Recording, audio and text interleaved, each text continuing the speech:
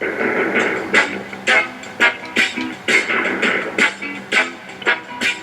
this is Tom Snyder of NBC News at 10. Throughout this newscast, we will be talking about gas prices, protests, and change in presidency.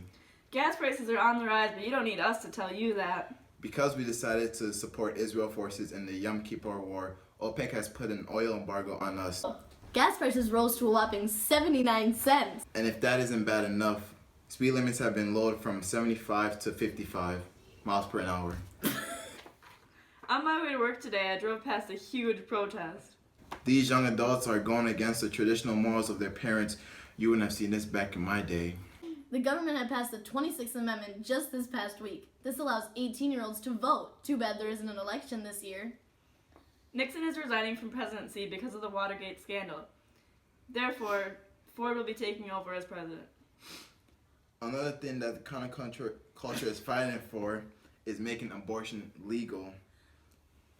These protests are gaining more and more popularity and more attention, but is it enough to make a change? The government is also trying to pass the Equal Rights Amendment and making school buses desegregated. We now might be able to fulfill Martin Luther King's dream. Whites, blacks, African Americans, Indians can now go to school together and ride the same bus. All these movements and protests have been influenced by the previous civil rights movements. The real question is, are these movements going to see the same success as the civil rights movement? Thank you for joining us for NBC News at 10. Sandwich, pie, apple.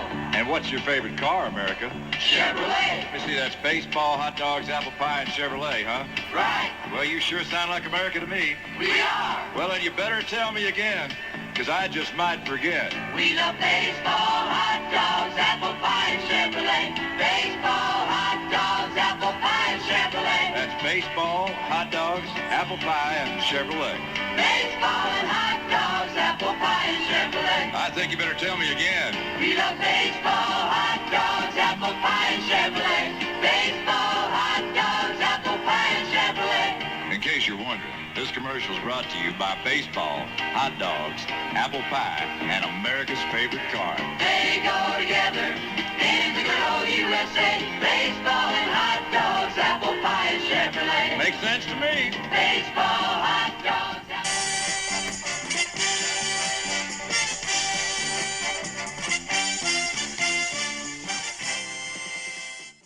Welcome to Family Feud. I'm the host, Tony Barber. Here I have Dave, Sydney, and Regina. Today's topics will be around the idea of movies, TV shows, and music of the 70s. Okay, let's do it. Alright, name the 5 popular movies of the 70s. Rocky. It shows how popular sports became in the 70s. That is the 3rd most popular. You have 30 more seconds. Go. Star Wars. It shows how as a nation we move toward innovation and new technologies. That is number 2 on the list. 30 more seconds.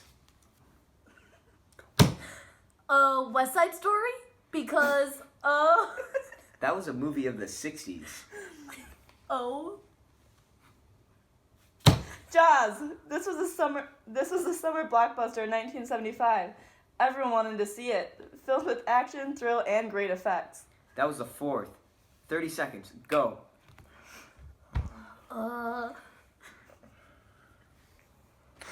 All right. The last 2 were Godfather and Saturday Night Fever. Next topic. Top 5 songs in the 70s. 30 seconds. Go. Staying Alive by the Bee Gees. The vibrant sound and energetic dance of disco provided young people with an escape from the general depression and drabness of the political and musical atmosphere of the 70s. Very nice. 30 more seconds on the clock. Stairway to Heaven by Led Zeppelin. Rock was a backlash to disco. Superstition by Stevie Wonder. Many African Americans became prominent in the music industry during the time of the 70s. Very good. Okay. Gimme Shelter by the Rolling Stones. Nice try, but that was 1969. The last 2 are Bohemian Rhapsody and Hotel California. Next topic, before I give up on you, top TV shows. Go. Little House on the Prairie. The traditional people wanted to keep their culture going. Yes. Next. MASH. A throwback to the Korean War. Very, very good. Any more guesses? Family Feud.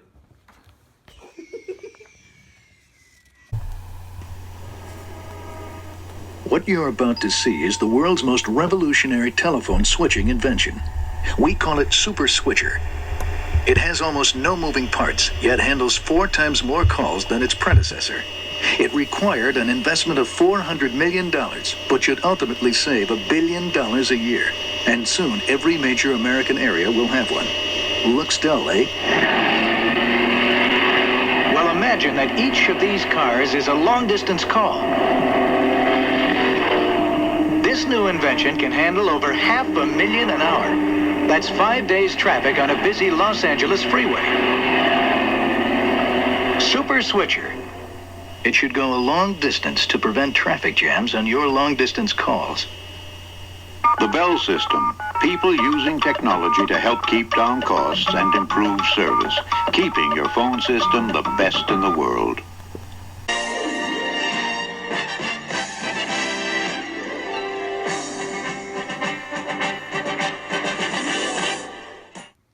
Hello and welcome to ESPN. As people are pushing for equal rights for colored people and women, we see them participate in sports as well.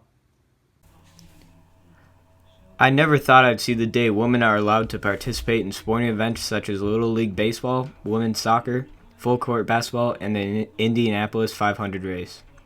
In 1974, 1 in 57 Little Leaguers was a girl. These opportunities made it possible for women to receive scholarships and more funding for college athletics.